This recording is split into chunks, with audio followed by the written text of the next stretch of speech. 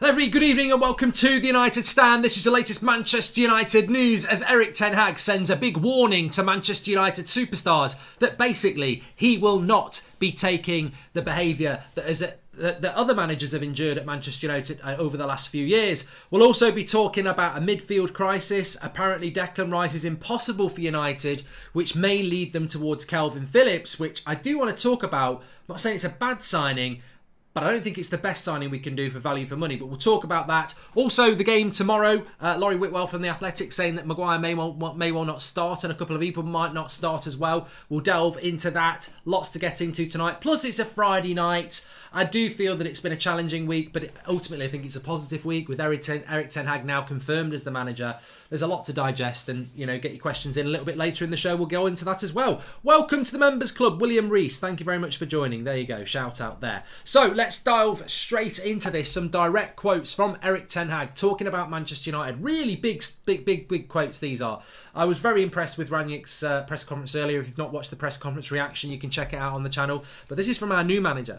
And he was basically asked, can you cope with the Ronaldos of this world? I mean, basically, that question is, Ajax ain't Man United. Sebastian Haller ain't Cristiano Ronaldo. Can you deal with that sort of a club? Can you deal with that sort of a player? He says, I think I can, but I'll stay myself in that. I won't change my vision. I will tell them their task, and whoever does not meet those tasks will hear that from me, no matter who it is. Strong line, and he's got to come in and do that. Look, anybody can talk nonsense before they take a job, but I do believe that Ten Hag can do this. And, when you actually do a bit of research on Ten Hag, and we've got some quotes from Sebastian Haller as well. If you listen to people who've worked under Ten Hag and what he's about, I think this is what he is about. I think we need to learn his personality as United fans. We don't know his personality. We know his style of football. We know bits about him, but we don't know his style. We don't know his personality. The press conferences, we've got to learn about him, and the players are going to have to learn about him, and the league are going to have to learn about him. But I suspect with Ten Hag, there is a steel determination and rigidness around who is the boss that is going to impress a lot of people. He was then asked about the general job in itself and about transfers, etc. And I absolutely love this. And this is the big warning to United players. If that's not a warning in itself, I'm the boss. I'll tell people what to do, and if they don't do it, I'll ask them why they're not doing it and tell them to do it my way. That's what you want in a manager. But this is what he said about transfers and the role itself. He says, I make demands in advance before I arrive. If the club doesn't grant them, I won't take the job. I'm the one responsible. I'm the one who will get judged by results. It's not quite Solskjaer's won it, but it does get me, it does get me going. And again, look, it's only words. But that is a statement and a half. I make demands in advance before I arrive. If the club doesn't grant them, I won't take the job.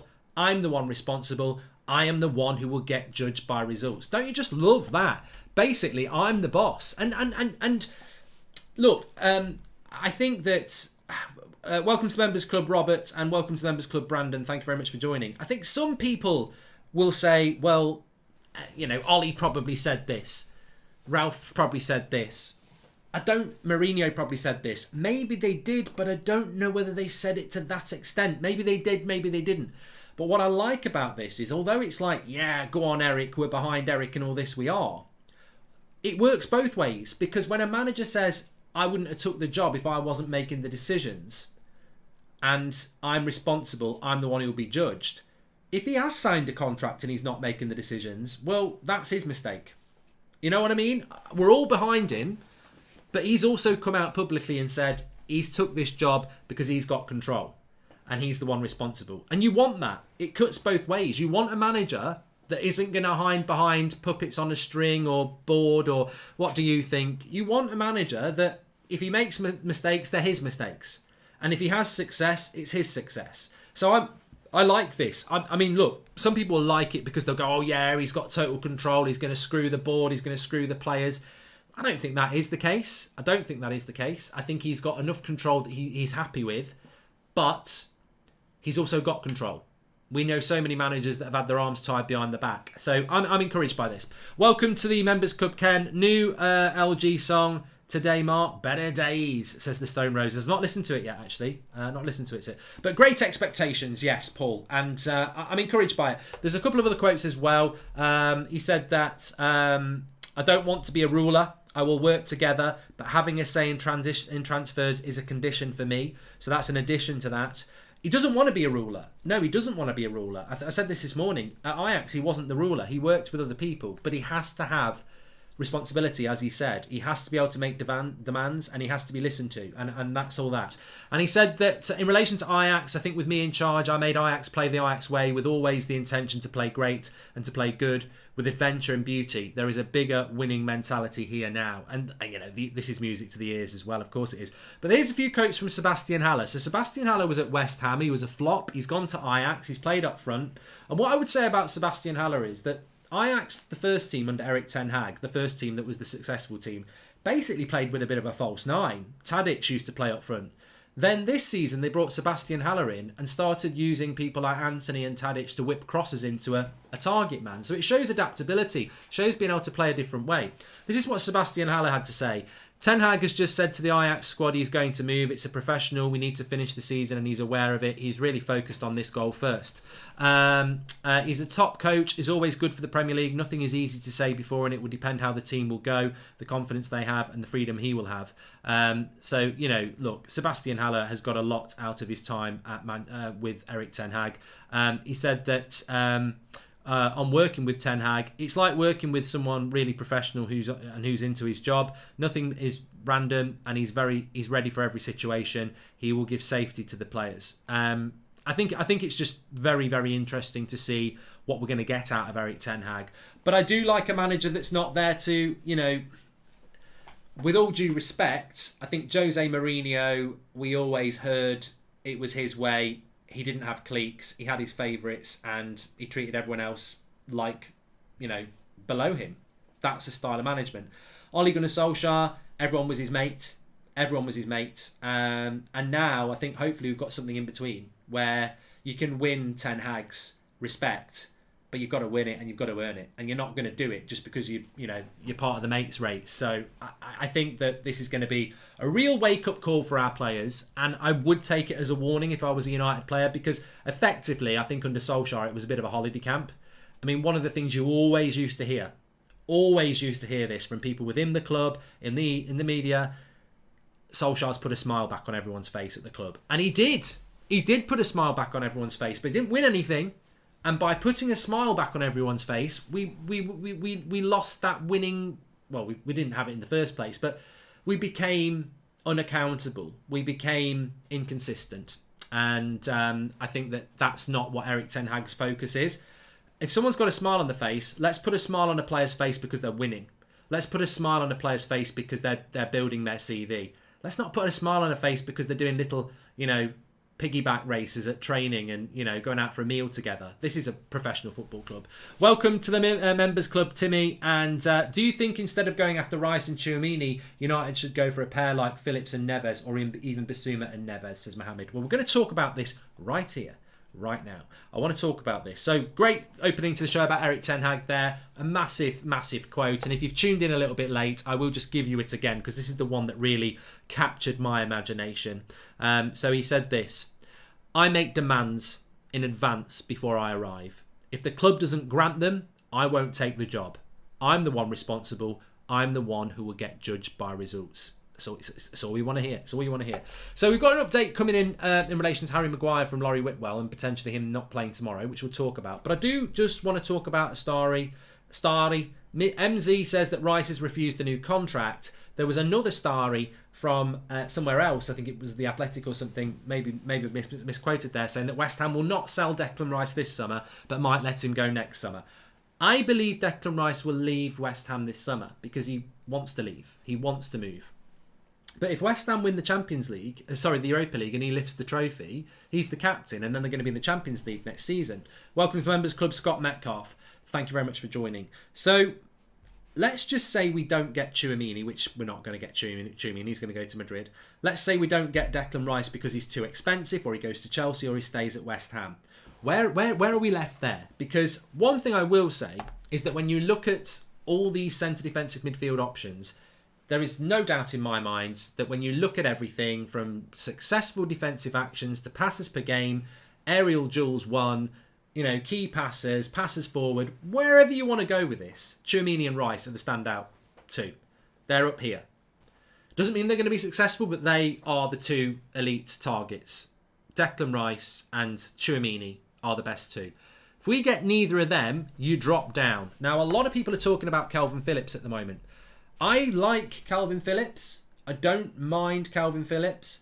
But if you're telling me it's Ruben Neves or Basuma for 40 million, or it's Calvin Phillips for 55 million, he ain't worth 15 million more. That's just English tax again.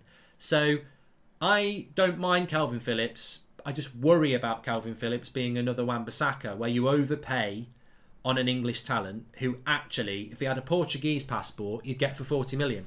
And that's my worry about Calvin Phillips. I think he's good, but he ain't Declan Rice and he ain't Tchouaméni, and he ain't some superstar player either. So I think he's an honest midfielder. I think he's a decent midfielder. And if Ten Hag decides he wants him, you get behind that deal. But just a few things I would say about Calvin Phillips. Passes per game, he ain't much better than it's standard. It's absolutely standard. His aerial ability is really poor. Very poor when you compare it to a Declan Rice or even a Scott McTominay. Successful attacking actions, that's not what he's really about. Successful defensive actions, very good. I would describe Calvin Phillips as this. He's like Fred, with better ball control, which ain't a bad thing, but he ain't some superstar midfielder. He's not very offensive, and most of his passes are sideways or backwards. He's not really a forward passing midfielder.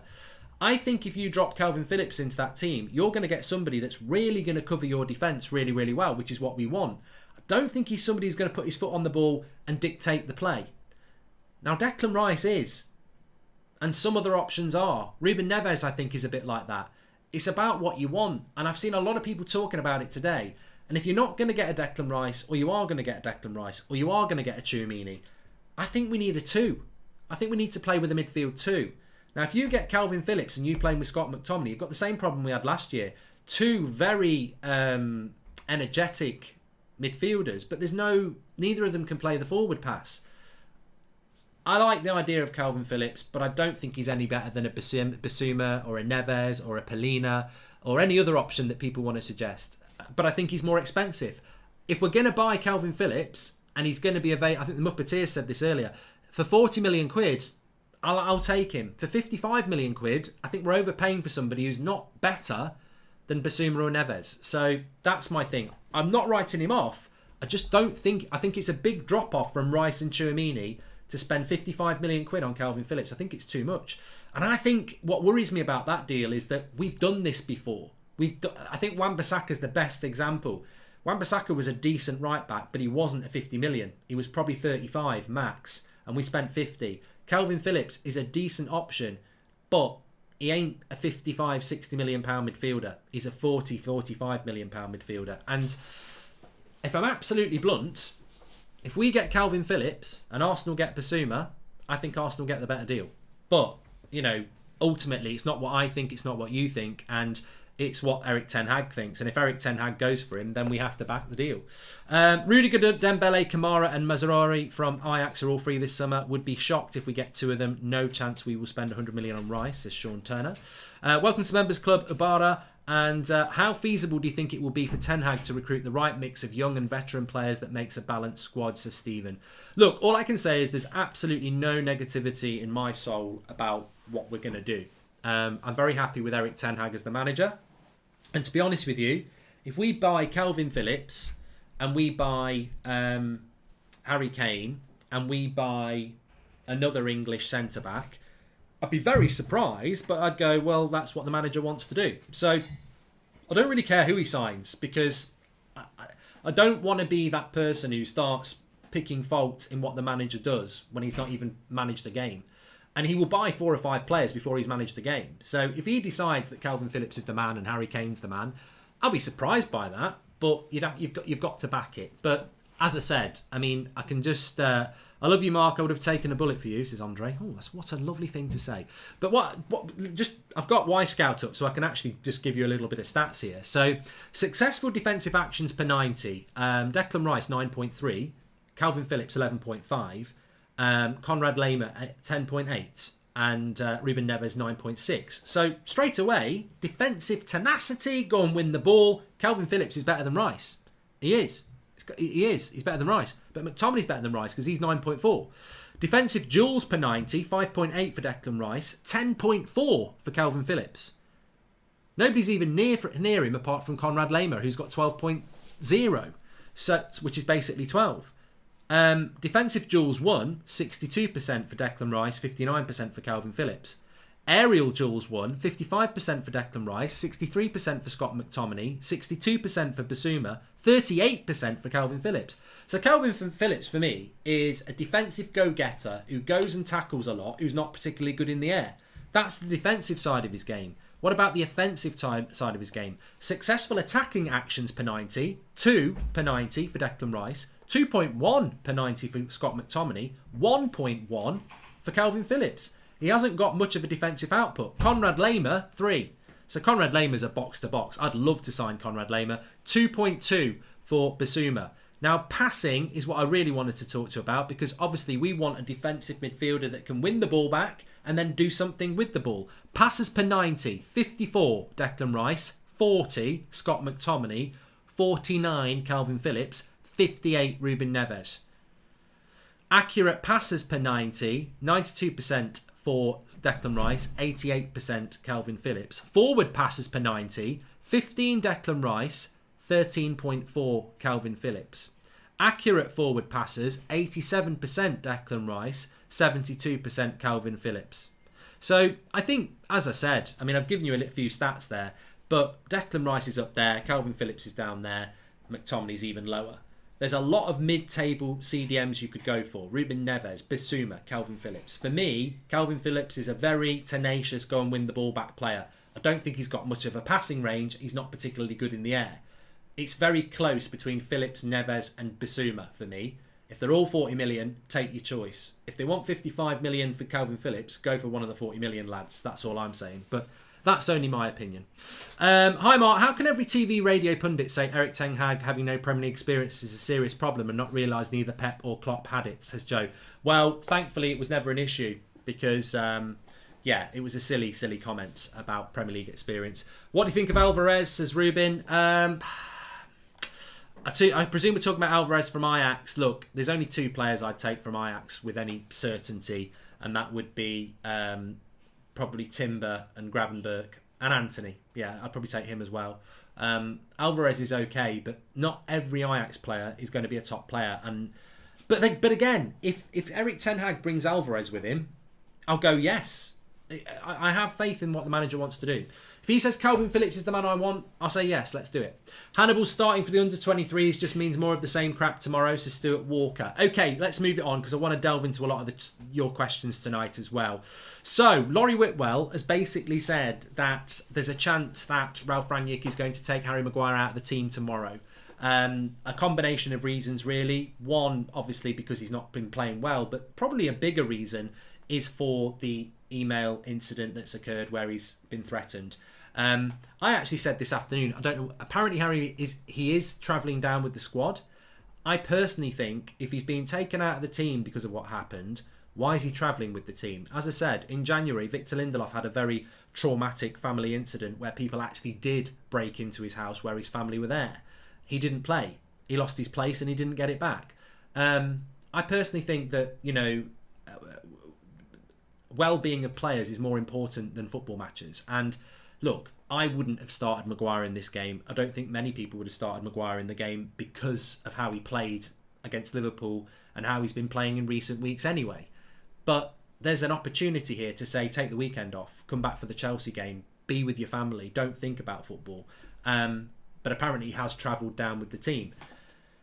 As I said, in The Athletic, they're saying that Rangnick's considering not starting him tomorrow. A lot of people have started celebrating that. It's not the right circumstances to start celebrating it. If he's not being played because he's mentally not in a good position, that's not dropped because of his bad performance. So I'll hold back on the celebrations of him being dropped or anything like that. And also, we don't know whether he's going to get dropped until the team tomorrow. Look, football is football, but humanity has to kick in. And as I said, I think he should have been given the weekend off. Go and spend some time with your family. That's what's more important. This is football. We're all very passionate about football. People are only criticising you because of your football. They're not criticising you because of your family or anything like that. Go and spend some time with your family. Take some time off. That's what Victor Lindelof did. Obviously, Ronaldo did it this week for horrible circumstances as well. So, yeah, whether he'll play tomorrow, I don't know. Hannibal Mabry's not going to play because Hannibal Mabry's played tonight, which is a bit of a shame because I would have started him. But again, it's not up to me. It's up to Ralph Rangnick. I said it in the preview. Hannibal Mabry played really well for 10 minutes, I think. I think maybe not on the ball, but mentality-wise, he was very, very good. I think it should have been rewarded. That team was a disgrace on Tuesday night. He was one of the real positives. I would have rewarded him. He's been rewarded with a start for the under-23s. Go figure. I don't understand that. But, you know, what are you going to do? Start Rashford, who was an absolute joke on Tuesday night. Give him another start over a lad that deserves a start. But look, I'm not in charge. It's not up to me. So, yeah, we'll just have to see what happens tomorrow. I wouldn't be surprised if we see Harry Maguire starting. If he's travelled down, I would imagine he's saying, I want to start. I'm the captain. In which case, has Rangnick got the authority to do it? I mean, to be honest, there's been better opportunities where Maguire shouldn't have started and has started. So I actually think he probably will start tomorrow. Whether he should start or not, I think there's numerous reasons why he shouldn't do. But I wouldn't start celebrating that he's not starting yet because he is travelling with the squad, and I wouldn't be surprised if he did start. Marky Boy, is it possible to do individual stats showing who cost us points and who won us points this season, says DJ. I mean, I'm sure it is. But you know what? I think it's a hard. I think if you're doing it from a positivity point of view, look, the only reason we were in the knockout stage of the Champions League was because of Cristiano Ronaldo. You can think of the goals, none more so than that equaliser against Atalanta in Italy. That was an amazing goal out of nothing. David De Gea has saved us countless points this season from individual saves in games. You can gauge what Ronaldo.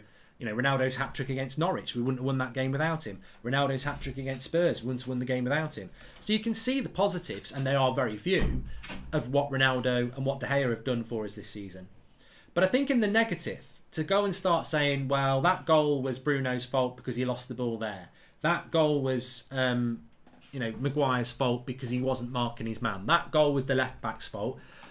I think there's no point in doing that because I think we're way beyond that. Individualising this season is impossible because what about the player that comes on in the last 20 minutes and walks around like they don't want to be there? They might not make a mistake, but they're just walking around.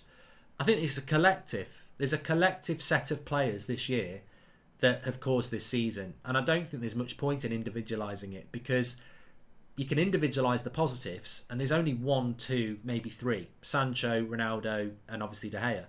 Beyond that, everyone else has contributed a lot of negativity. A lot of people say Fred's had a good season. Only when Rangnick came in. Up until that, he was dreadful. So look, I think there's no point in individualising the negativity towards the individuals because collectively there's been a lot of individual mistakes by a lot of people. So they've got to take collective responsibility. Hope we buy players with right mentality and character. The season shows that half the game it's futile having skilled players without character. Sir Alex Ferguson bought plenty because of their attitude, says Chunk. Yeah, and look, I don't correct me if I'm wrong, but is Calvin Phillips the captain of Leeds as well? So look, there's something in that, isn't there? When you're looking at Basuma, when you're looking at Neves, when you're looking at Calvin Phillips, I think 2 of those players definitely show leadership capabilities.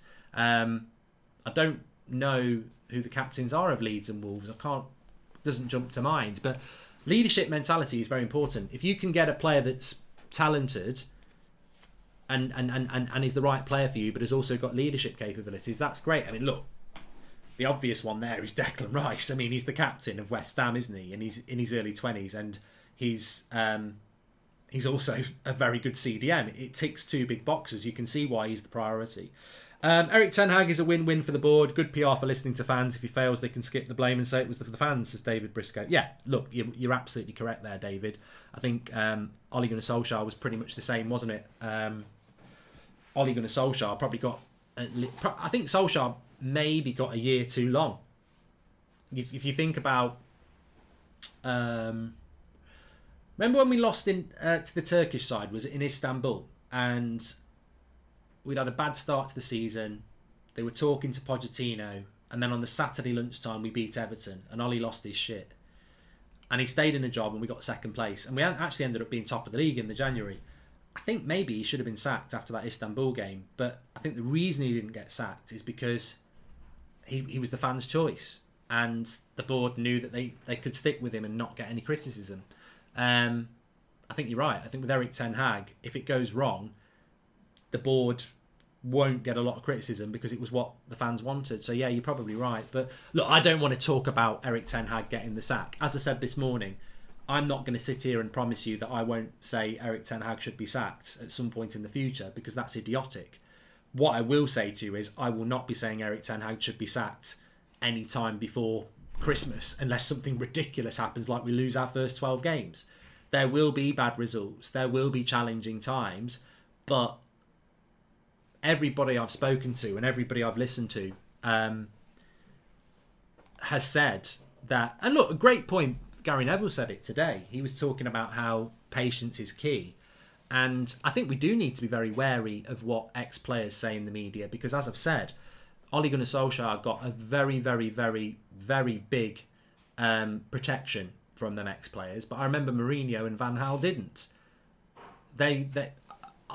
I watch with interest next season what these ex-players say in the media when we do lose a few games, and people that they like aren't selected. I don't think they'll go as far as to say Ten Hag out, but they can start to build a story against him. But in fairness, in relation to someone like Gary Neville, I've never heard him say that a manager should be sacked at Manchester United, whether it's David Moyes, Van Gaal, Mourinho, Ole Gunnar Solskjaer. But sometimes you don't need to say that, do you? You can still load the bullets, so to say. James Ellison, welcome to the Members Club. Thank you very much for joining. Well, now we'll know how much of the boss he is if Maguire starts, says Give It to Mikey. Yeah, well, look, I've got to be honest. I'm completely relaxed about that situation. I am. I mean, would I start him tomorrow? No. Purely on footballing ability, no. We lost 4-0 to Liverpool. He was the captain of the team, and he cost us at least 2 goals, arguably 3. So there's Phil Jones, there's Victor Lindelof, and there is Eric Bailly, who all deserve a chance if somebody else doesn't perform in their role. So, no, I wouldn't start him tomorrow. On a human level, I wouldn't start him either. I think if he's reported that incident to the police, which has been reported, that's traumatic. This is a very important game for United, not for top 4 reasons, but for Europa League reasons. He's the captain of the club. He's been through something traumatic. I don't think he can be in the right mindset. Plus, his form's not very good. I wouldn't start him for that reason. So, I wouldn't start him for 2 reasons, on a human level and on a performance level. If we start him tomorrow, I can only think that that's because he's insistent that he starts, and they've made the decision based on what he wants. And ultimately, sometimes you've got to take the decision out of his hands. But I won't be surprised if he starts the game tomorrow.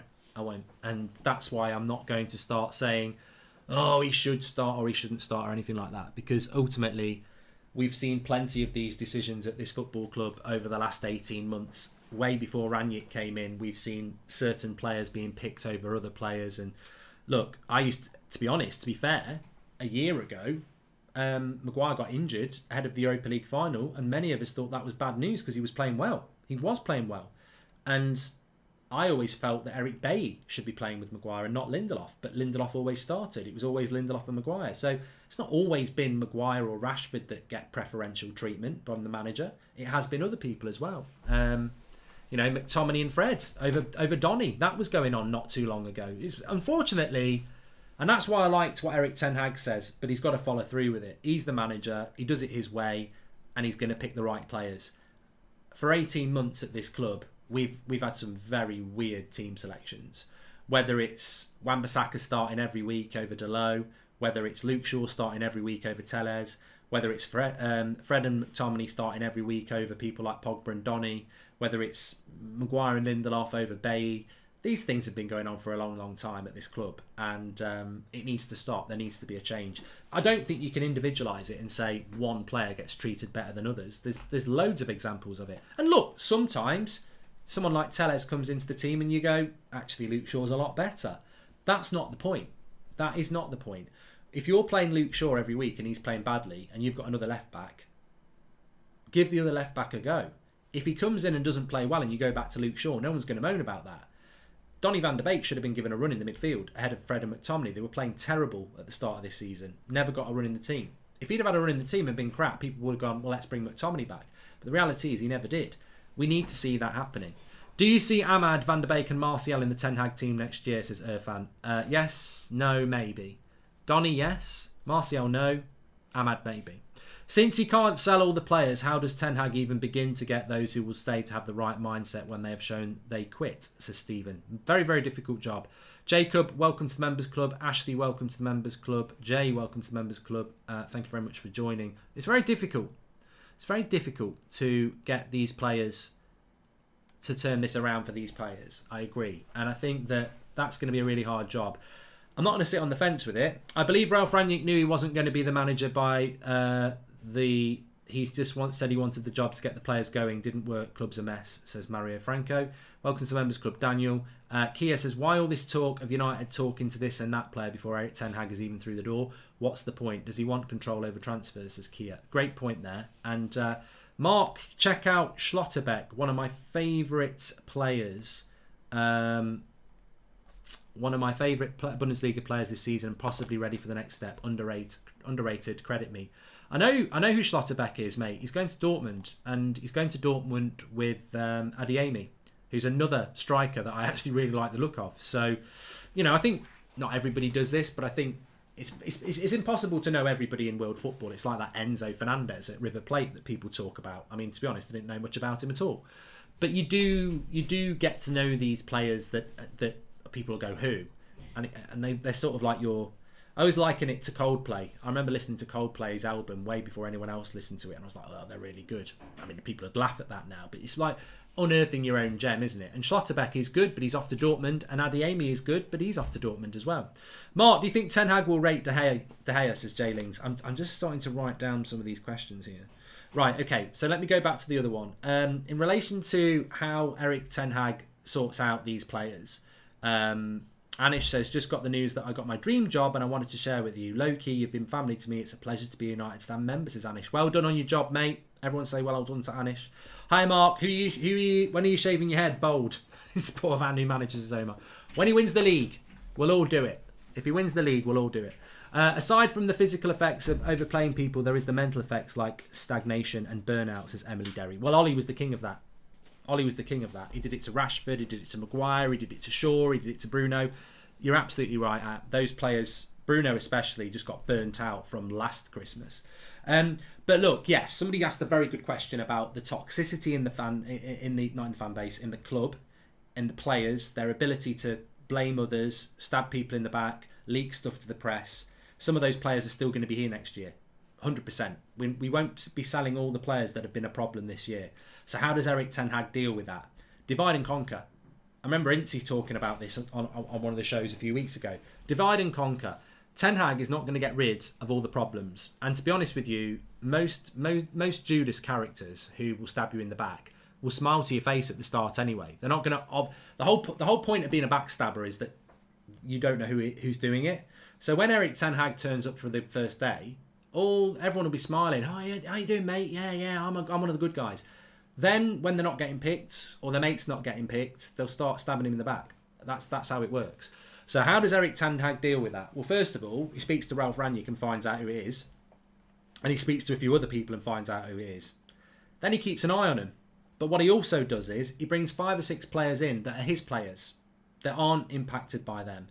He also focuses in on the dressing room players that aren't backstabbers who want to do well. Maybe the Ronaldos, the De Geas. He then also has people like Donny van der Beek who come back and youth players that he promotes. He then also surrounds himself with coaches that he knows and trusts. He then also surrounds himself with the structure above him that will trust and back him. So I think we will have players at the club next year who are still problematic, but you make them the minority. You divide and conquer, basically. That's what you need to do. And I think you'll be able to do that quite easily. Ralph Rangnick couldn't do it. He couldn't bring any of his own players in. He couldn't bring his own coaching staff in. And he was constantly undermined by the people above him, as well as having all these cliques that were against him as well. So Ten Hag should be able to avoid that. Why all this talk of United talking to this and that player before Erik Ten Hag is even through the door, says Kia. That's the next thing I wanted to talk about. Mark, can we start a petition to have you in the presses, says Vihan. There'd be enough people doing a petition to have me out of the press conferences as well. So look, you've got to accept in life that as much as you'd like me to be in the press conference, as much as I'd like to be in the press conference, we do live in a democracy and there'd be a lot of people who don't want me in there. So let's be fair. Will football and politics be separating at United, says C. Lou. And what do you think will happen to Ronaldo under Ten Hag? Great question as well. So we're whizzing through some good questions here.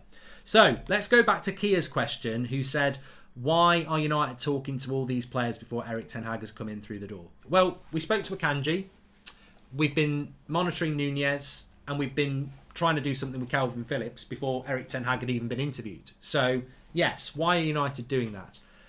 Simply because Manchester United have got a scouting department. They've got a director of football. They couldn't sit and wait until the middle of April to start talking to players. Because if they only start talking to players tomorrow, they'll have lost a load of player opportunities. So I agree with them drawing up a list, speaking to agents, inquiring about whether people would be interested. And I think Akanji and Calvin Phillips are good examples. We probably have spoken to both agents, inquired about their interest in coming to United, and obviously both players have said yes, hypothetically. You then go to Erik Ten Hag and say, look, this centre-back, Akanji, and this centre-defensive midfielder, Calvin Phillips, we reckon we can get these deals done and we can get them done quickly. Do you want them? And then Erik Ten Hag has to go, if I don't want Calvin Phillips, what's the backup? Well, we haven't really got one. Well, you better get me him then. That doesn't mean that Erik Ten Hag wants Calvin Phillips. That's Erik Ten Hag going, well, yeah, he can do a job for me. He's a good player. Let's get him if the alternative isn't what I want. So that could happen. But with Akanji, he might go, well, what's the alternative? And how much is he? 30 million. Well, can you get me Timber from Ajax? Because I actually think he's better. Okay, we'll drop that one and get that. So we don't know the detail, but there will be suggestions put to Erik Ten Hag. And maybe when United say, do you want Calvin Phillips? He goes, yeah, because he's somebody I'm aware of from my Ajax days. Yeah, he'll do the job of what I need in year 1 and 2. Yeah, that's great. Go and get him. Maybe he'll go, is there anything you... I mean, really, Gravenberch could be great, but he's a Mino Raiola client and he's well on his way to Bayern Munich. So, you can't do anything there. Jude Bellingham would be great, but he ain't leaving Dortmund and he ain't going to come and play in the Europa League. So we're going to have to box at the level we're boxing at. There are players out there, of course. Joe King, welcome to the Members Club. The next thing I wanted to talk about was De Gea and Ronaldo. So, look, the first question I'll answer first was, do I think that De Gea's got a future at Manchester United? Now, I was asked about my player rating that I gave De Gea on Tuesday night, by the way. It's just reminded me. I don't dodge questions. Somebody said, why did you give David De Gea a 6 out of 10 against Liverpool? And the answer is repetitiveness, really. I don't think he deserved a 6 out of 10. I think it was just that De Gea has been so consistently good this season. I just automatically went, well, he wasn't the worst player on the pitch. He can have a 6. And actually, he probably should have had a 4 or 5. He didn't have a good game against Liverpool. I'll admit it. I don't think he had a good game. So, yeah, when I'm wrong, I'll say I'm wrong. But in relation to David De Gea, if Erik Ten Hag came into the club and said, I don't want David De Gea, I want to sign this goalkeeper from Italy or Germany, I wouldn't have a problem with it.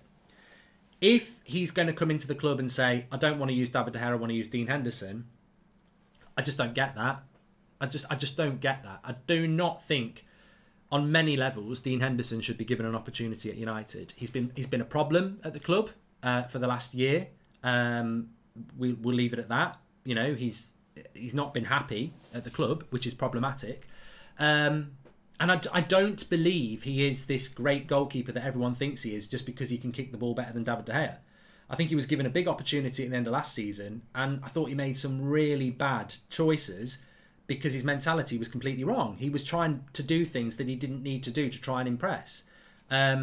So if David De Gea is going to be our player of the year, do I think he's exactly the sort of goalkeeper that Erik Ten Hag wants? Possibly not. Do I think it's a priority in year 1? No. So I think David De Gea will... I'm 90% sure David De Gea will be our goalkeeper next season. Do I think that we need to bring in a goalkeeper that's more forward-thinking over the next 3 or 4 years? Yes. So what I would like to see is, I would like to see Dean Henderson sold, because we can use that money in other areas, because we've got Tom Heaton here already. I would like to see David De Gea over the next 2 years probably sort of phased out, and I would like to see us bring a goalkeeper in that works under David De Gea in a proper way to take over him. That's what I would like to see happen. And that's what I think will happen as well. I think it'd be a brave decision to remove David De Gea from the team when he's Player of the Year. He's got exactly the right mentality as well. You know, we were just talking about leaders and that. Is it worth taking De Gea out of the team, who you know is going to save you so many points a season, who you know is one of the best shot stoppers in the world? Is it worth taking him out of the team to bring a goalkeeper in who might not be as good, but might be better with the ball distribution, who's not going to be a leader and is not going to be a big, reliable player in the dressing room? I don't think that's a good idea to do it in year one. I could be completely wrong. But I don't think De Gea's a problem in year one, in my mind. And then similarly, I need Nkunku in front, guys. That guy's a future star. 2 of our previous top scouts got fired, says Akisa. If you want to watch a video on Nkunku, become a member. Click the join button or hit the chat. Did a video on Nkunku versus Bruno today for the members. Unfortunately, it went out for about half an hour publicly, not for the members. So some of you might have seen it anyway, but if you haven't seen it and you are a member, check it out. Very good on Nkunku, a really deep dive into what he's all about. Hi Mark, I'm very confused. Is Erik Ten Hag bringing his entire coaching staff from Ajax with him? So Mitchell van der Gaag, who is, or Gag, or however you say it, is his assistant coach at Ajax. Apparently he's been offered the job at Ajax and wants to come to Manchester United. So he should come with him with a lot of Erik Ten Hag's coaching staff. So yeah, hopefully that will happen. What's going to happen with Ronaldo under Erik Ten Hag, we're going to talk about next. I would be questioning Erik Ten Hag's judgment if he wanted to sign a goalkeeper before other positions in Man United, says Lewis. Yeah, I agree. But what I would also say, Lewis, is that if he decides he wants to do something with De Gea, go ahead. But I agree with you. He is about problem number 20. And you don't solve problem number 20 before you solve problem number 1, 2, 3, 4, 5, 6, 7, 8, 9, 10. So, look, my eyes are wide open to the limitations of De Gea's game, but my eyes are wide open to his elite mentality and shot-stopping ability. And he's probably stopped us conceding about... I think we'd have at least 10 points less without De Gea this season. And I could show you the clips. Henderson is just an overhyped English player, says Joseph. You know what, with Henderson, again, it's like... I think he's suffered from being problematic. The media's driven that. I don't think he's a bad goalkeeper. I thought at Sheffield United he was a very good goalkeeper, but he's sat on his arse for 2 years. He shouldn't have done it. He shouldn't have done that, and he can't continue to do that. I don't think he's that good of a goalkeeper that you can go kick De Gea out the team just because he might be better at passing the ball. I look back on that Liverpool game where his angles were terrible. I thought he should have stopped the Milan goal as well. But, that's not really what the point is. This is problem number 20. I don't want to talk about the goalkeeping situation because we need to talk about the midfield. We need to talk about our depth up front. We need to talk about the wings. We need to talk about right back. We need to talk about centre back. There's so many things that we need to talk about. We need to talk about removing some of these players with a bad attitude. There's so many things that we need to talk. I wish we were talking about replacing De Gea, because if we're talking about replacing De Gea, we haven't got many problems with it elsewhere. So Ten Hag develops players. I don't see why he can't or won't develop De Gea into the keeper he needs. Well, this is the thing that no one ever talks about, Triggered Salt. What if he spends time with De Gea improving his distribution? I mean, is that such a wacky thought? I don't think it is at all. The whole purpose of an academy is to manufacture assets. Of course, Henderson should be sold ASAP, says Canna. And I just hope there is a lot of positivity about Ten Hag after his latest interview. We need it. This negativity is not good at all, says Caleb. Yeah, and ultimately, if he signs Calvin Phillips, if he wants to put Henderson in goal, if he wants to keep Harry Maguire as captain, if he wants to put Marcus Rashford up front as a striker, let him do it. Let him do it. I think until we've seen the evidence of his decisions, and this is what I mean about signings, he's going to sign 4 or 5 players before he's even played a competitive game. We can't judge his signings and go, oh, I wouldn't have done that, when they've not even played a game. So we have to collectively be patient and support this manager, definitely. The evidence will prove it, whether it's right or not. We also need a set-piece coach who will help us both in both boxes. Well, we're not going to get a new set-piece coach, Rohit, because we're going to keep Eric Ramsey, so that's not going to change. We will have to wait and see. Will Ronaldo? What will happen to Ronaldo at under Eric Ten Hag? Because that was the question that was quoted to him about can he deal with a Ronaldo. My stance on Ronaldo, and I'm sure many of you will agree with me, maybe some of you will disagree, is that the Ronaldo conversation has never been the right conversation. All season, it's never been the right. When Ronaldo's been the problem, or will Eric Ten Hag want to use him? I think people have always come from it from the wrong angle. And what I mean by that is you get headlines of, welcome to the members club, Ian O'Connell. What perfect timing. You get headlines like, welcome to the members club, Ian O'Connell. No, you get headlines like, Ronaldo's the problem, United are going to sell him in the summer. That is ridiculous. Ronaldo doesn't get sold. Ronaldo decides he's leaving. This summer, just remember Ten Hag made a player out of Tadic and plenty of others. Ronaldo this summer will make his own mind up. Now, let's pretend Ronaldo wants to stay at Manchester United, because that's the question. What does Ronaldo become under Eric Ten Hag? To which the answer is, maybe you put Jadon Sancho on the right, and maybe you put somebody on the left who can whip a cross in, and your game is to get your fullbacks forward, to get crosses into the box for one of the best aerial players in the world, which we haven't done. It's amazing, isn't it? We've got one of the best aerial strikers in the world, and we don't put crosses into the box.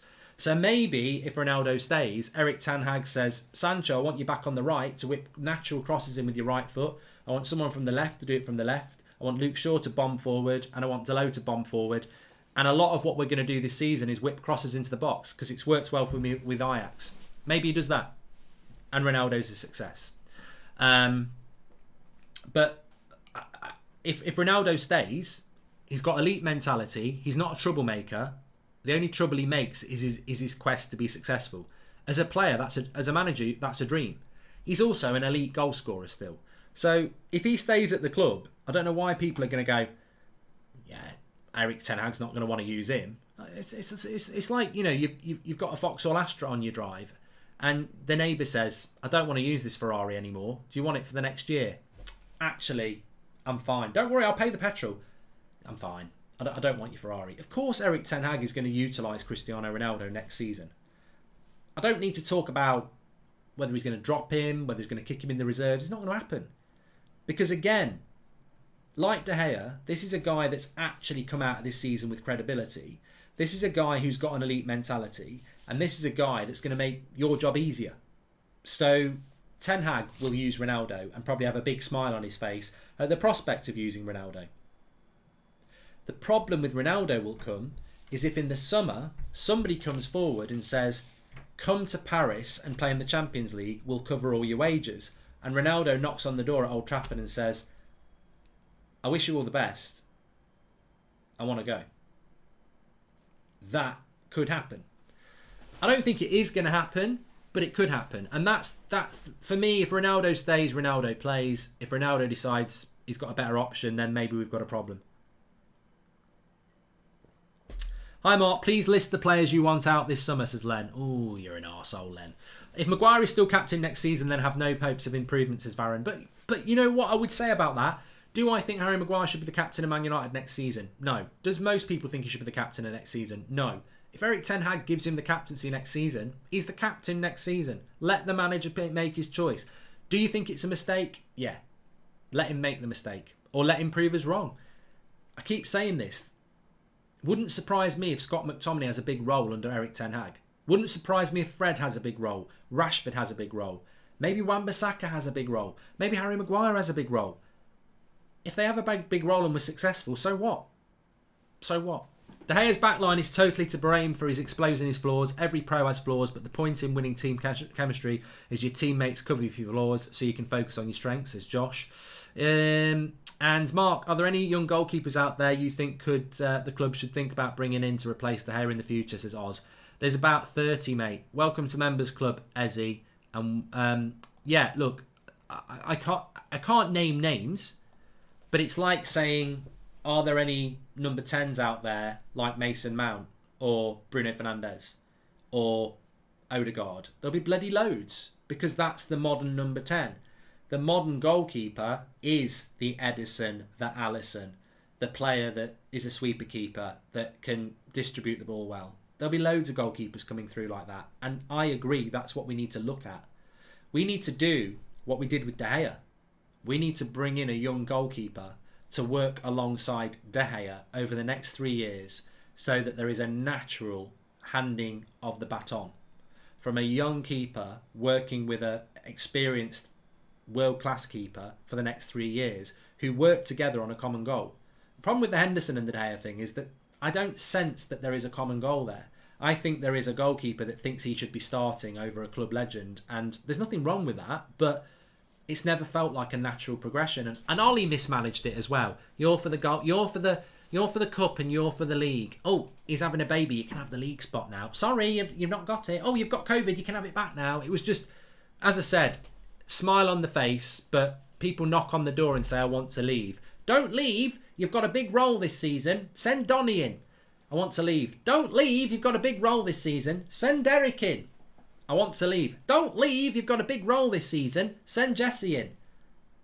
Don't leave, you've got a big role this season, Jesse. Send Juan Mata in. You know, a lot of the problems that we've had this season in relation to player unrest, leaks, were fed by last summer. The goalkeeping situation didn't get resolved. There was a rumour that Henderson was going to start the season and then he got COVID. And then De Gea's had the best season in a long time. Donny, Eric Bailly, Jesse Lingard, Juan Mata, there's others, were told you're going to get first team football and they didn't. You know, a lot of these problems started because we were too happy. And actually, that's why I love that statement from Erik Ten Hag. I'm in charge, I'm responsible, I've got to make decisions. And management is about making big decisions. You might make a mistake. I think Ralph Rangnick made a mistake in January. I do. I think letting Donny van de Beek go to Everton was a mistake. In hindsight, Pogba spent most of the next 3 months injured. Bruno's form has fell through the floor. And McTominay and Fred have picked up injuries.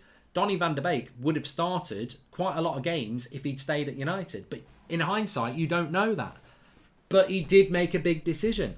And you know, you can't knock someone for making a big decision. It was a wrong one, but there you go.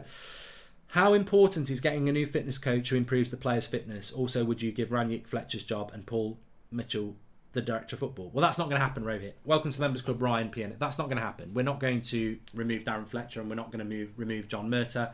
And I don't think we'll be talking about that anymore. Because if we have a good summer and we bring Paul Mitchell in, I think Fletcher and Murtagh are off the hook. As long as we don't see Darren Fletcher sat on the touchline barking orders or running around in his kit like he's one of the lads, Darren Fletcher will go into his role as a technical director and hopefully learn to be a very good technical director, and that's all anybody really wants. John Murtagh's reputation will be enhanced by the recruitment of Erik Ten Hag and a good summer and removal of players. If you can bring Mitchell in to support them, and Rangnick's there in an advisory role, and then Erik Ten Hag brings in his coaches and fitness people, the structure's changed. I mean, we don't dwell on the positive enough. We don't. And that's wrong. I said if we got Erik Ten Hag, whatever I think about the Glazers, I would applaud the decision. Whatever I think about the board, I would applaud the decision. Look at it from this way. We need David Raya, Spanish like David De Gea, and Varane, excellent sweeper keeper. He's already replaced De Gea in the Spanish national team, says Humphrey. The only way to save our club is the owner let us down so many times, not confident they can change overnight. Hope I'm wrong, says Minnie. And agreed about Donny, but as a manager, you don't want players if they don't want to be there, hence why I think he hasn't played Bailly, says Vacation. Thank you very much. But look, here's a positive for you. If you go back to last October, we get stuffed by Liverpool 5-0. The fans have had enough. Sack Solskjaer, we've had enough. We get a leak on the Monday morning that the board, led by Ed Woodward and the board members, have had a meeting and unanimously have decided to keep Ole Gunnar Solskjaer. We think he's the right man. 3 or 4 weeks later, we get stuffed by Watford, and that stupid decision by that board is exposed as the stupid decision it was. Here we are 6 months later. Ed Woodward's no longer the CEO. Ole Gunnar Solskjaer's no longer the manager. Erik Ten Hag is the manager.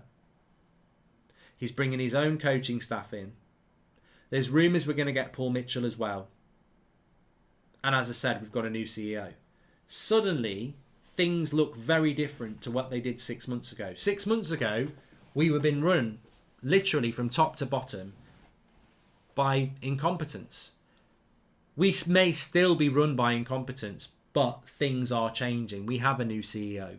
We are trying to bring in somebody else to work with Murta and Fletcher, as well as Ralph Rangnick being as an advisor, as well as Erik Ten Hag having his own coaching staff around him. Things are potentially changing. And that's a much better situation than having the same people we had 6 months ago. Because you know what? Maybe we don't get stuffed by Watford. Maybe somehow Solskjaer limps through the season and then he gets another year. And Ed Woodward decides to stay for another year. So things are potentially changing. Hi Mark, do you think Ten Hag will be successful? Says Anig. I think that's the $1 million question. I mean, I'm going to do a poll because it's such a broad question, but it's a yes or no answer. And I would class success as winning a Premier League. I think success is winning a Premier League. Erik Ten Hag could be a manager like Mourinho. He could be here 3 years, win a Europa League, win a Carabao Cup. Is that success? No. It's not. Not as a Man United manager. If you ask Jose Mourinho, was he successful as a Man United manager? If he puts his hand on his heart, he'll say no. But knowing Jose, he'll say, did anyone else win a Europa League? Did anyone else? No. You've been the most successful since Sir Alex, but were you successful by your standards? No. Our standards are winning a Premier League. Do I think Erik Ten Hag will win as a Premier League? I tell you what. I think if he does, it will be an amazing achievement because I think in my lifetime I've never seen United this bad. On and off the pitch, I've never known as this bad. Because I was a little kid. I was a little kid when Sir Alex was in charge in the late 80s, and I know things were bad, but they weren't. They didn't have this feel. We still had Brian Robson putting a shirt on for a start. So we had I heard somebody say a couple of weeks ago, I think the late 80s were as bad. Well, I was a little kid, but I'd love to speak to older fans and say, do you think the late 80s were worse than now? Because when you've got someone like Brian Robson running around in a Man United shirt, you might be as bad as you think you have, but you know you've got a leader on the pitch who's going to give absolutely everything, who is world class. I don't see that now. So I think this is the worst we've been for a very, very long time. You're planting a manager into that situation.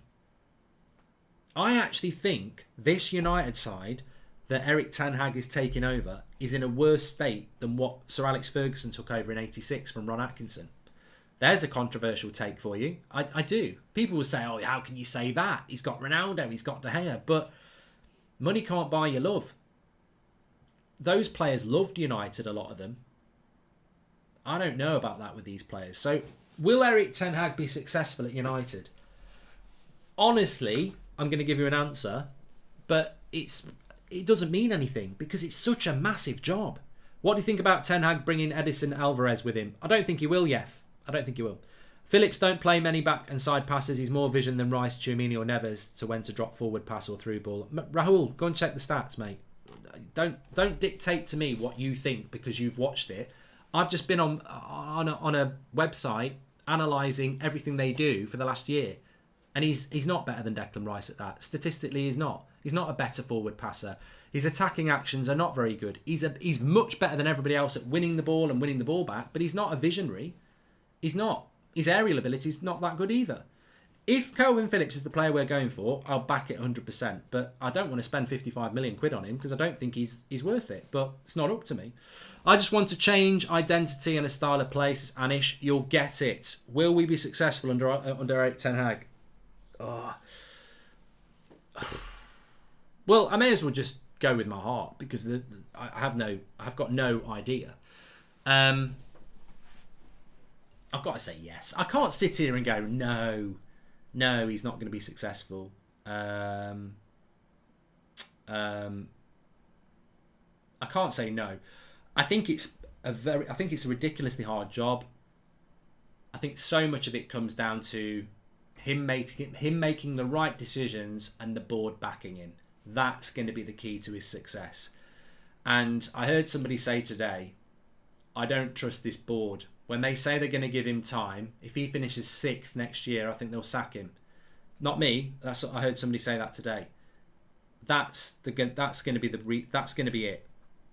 If he's given total backing by this board and patience, I think he'll be successful. But what manager's been given that? Even Sir Alex Ferguson wasn't given that. So I think it's going to be very difficult. The odds are against success because of the enormity of the job, but I think Ten Hag gives us the best chance. I think that almost needs framing from Stephen. I think that is the perfect answer. On whether Erik Ten Hag will be successful or not, that's the statement. The odds are against success because of the enormity of the job, but I think Ten Hag gives us the best chance of success. And I think that's a perfect answer. Well worded.